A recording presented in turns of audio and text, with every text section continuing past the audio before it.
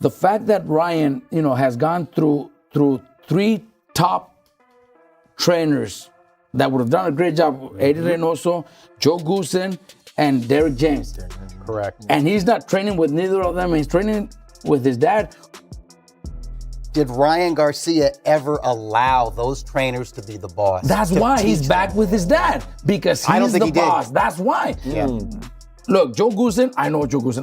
My brother used to train with him. He's not going to just let you get away with stuff like that. Derrick James shouldn't either. Eddie Reynoso doesn't need, he's made so much money with Canelo that if you want to come to me, it's going to be under my rules. And if that didn't work, then Ryan's back. So that's I give that big advantage to Barrios to even pull that off. See, that's the thing about boxing, and Big Baby Miller pointed it out, because there's no structure. We need some kind of structure. In the NFL, the guy has to sit there for the media interview. He shows up on time. He's got to do it. And to give you an NFL analogy, think about the Broncos, right? When they had Russell Wilson over there and he had his own office and everything. And it was nothing, it was dysfunctional. Then they hired Sean Payton. Cut it out. As a coach, that's like going to train with Goosen or going to train with a world-class trainer, right? And you knew as soon as Sean Payton got there, ain't no one's going to have their own office. And you turn around a couple years later, and they're great. They're in the playoffs, right? That's the thing in boxing. When fighters want it comfortable, right? Sometimes when Miguel Cotto would want to train in certain places because it was more comfortable for him, I thought, I want to see the Miguel Cotto when it's uncomfortable, right? And Cotto's a great fighter, of course, and a serious person. But the fighter really has a little too much control when they reach a certain level sometimes of their own career, which is good in one way, but in another way can limit them athletically. But because boxing is not a comfort business. Max Kellerman breaks down the Ryan Garcia versus Mario Barrios fight, stressing that Ryan's raw talent won't be enough against Barrios without discipline, structure, and consistent training. It's not a comfort business. But do you think it's more of his opponent, where maybe I could get away with training with my dad, compared to if I'm fighting a top dude? It'd be a big mistake to underestimate him. Right, and it's like everyone thought he was going to win that fight, and Rolly just outboxed him. Rolly outboxed him and looked good doing it. You know what I mean? So it's like, it's crazy. I wish that Ryan, because he's so talented, I wish he would stick to a coach and really just follow the instructions. Ryan gonna win this fight. He gonna win it. Max and Robert Garcia praised Ryan's skills, but warned that trainer instability hinders growth against Barrios' dedication. Meanwhile, both fighters are warning each other ahead of the fight. As everybody says, left hand, make sure that's up, you gotta protect it, blah, blah, blah. That's what I would imagine he's saying. And gotta take that away. It's probably, a little things like that. They drill a lot of just keeping the hands up all day long. So it's like here, here, here, here, here. But, this freestyle type of boxing, with technique is gonna overwhelm this man. It was a great experience. He's definitely one of a kind.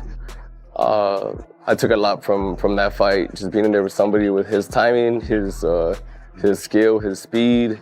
Yeah, just gonna use that, to in every way, to grow as a fighter. Your opponent on the 21st, Garcia, hasn't actually won a fight officially since 2023. He's been through a lot of controversies, the scandal with Haney, and then the loss against Rolly Romero. What do you make of all that?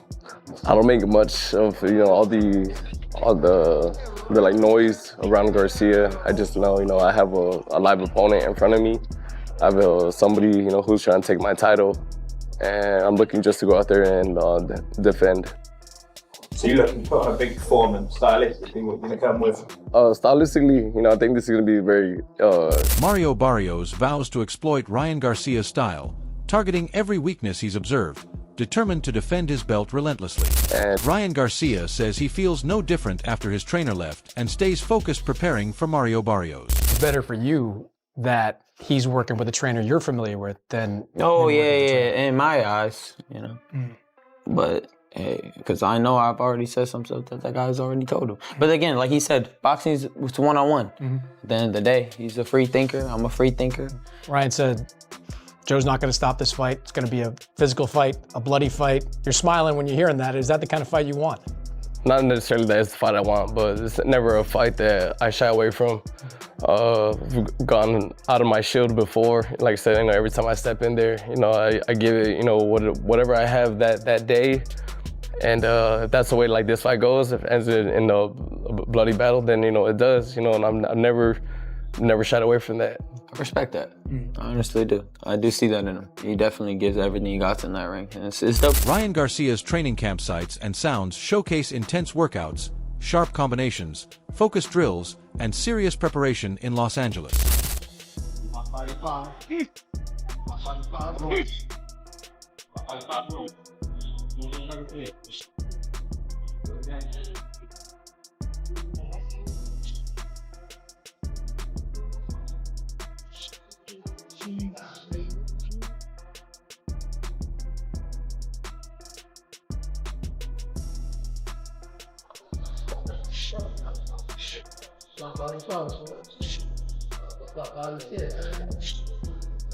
up top 3. Lock up top next. Lock up top 3-2. Yeah. One time. Like this. Like this. Ryan Garcia powerfully hits the punching bag during an intense training session.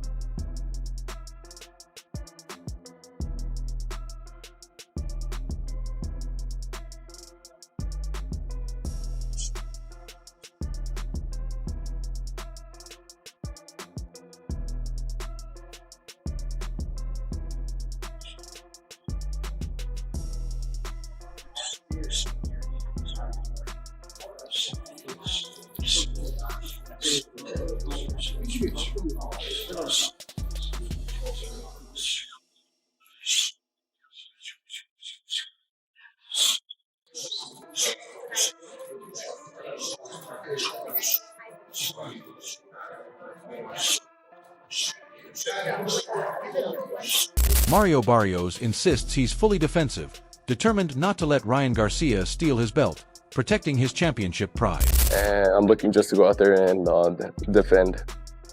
So you look to put on a big performance, stylistically, what you're going to come with? Garcia, he's explosive, he's dangerous, and but I think on a boxing level, there's no like competing with us. I think I'm the better fighter. You just said you're the better fighter. Who do you think put more on the line with, your title or his credibility? I feel like, I'm going into this fight like, I have, everything to lose. Ryan's analytical side, the version of him who studies opponents carefully before big fights. Wade mentions that Ryan has been watching fighters like Keith Thurman and Abel Ramos to prepare for Mario Barrios, emphasizing that both of those opponents gave him tough nights. He wonders how Ryan's freestyle boxing style can adapt lessons from those fights to handle Barrios, who is known as one of the best finishers in boxing. Both tough nights for Mario Barrios, but I'm interested to see what Ryan takes away from those fights. What can Ryan and his style, that kind of freestyle boxing he says he does, what can he implement from either of those guys to beat Barrios? One of the best finishers in boxing. Like, I know you didn't finish Devin Haney, but you had him drowned. I saved him. I should have knocked him. I just didn't have the conditioning. I think it still bothers you, huh? Yes, because I should have knocked him out in that 11th, man. I was playing around too much. Yeah. And I was like, ha ha, like, bro. But next time, that next time, buddy. There we go again. You won't have a next time. I'm finishing you. You will never box again if we fight again, and you know that. And I vow to that. If we fight again, you will never box again. I promise you that. Gee, this is what I'm saying, bro. We need this fight. I've said it so many times. Ryan reflects on his previous fight with Devin Haney. He admits that although he had Haney drop during the match, he didn't finish him due to conditioning issues. Ryan regrets not knocking him out in the 11th round, acknowledging that he was holding back and playing around too much. He insists that next time he will be fully focused. Wade responds intensely, warning that if they fight again, Ryan will be finished and may never box again. He stresses the importance of the matchup, saying the fight could be the biggest in America. Both acknowledge the high stakes, and the conversation ends with anticipation as the fight approaches, just 9 days away.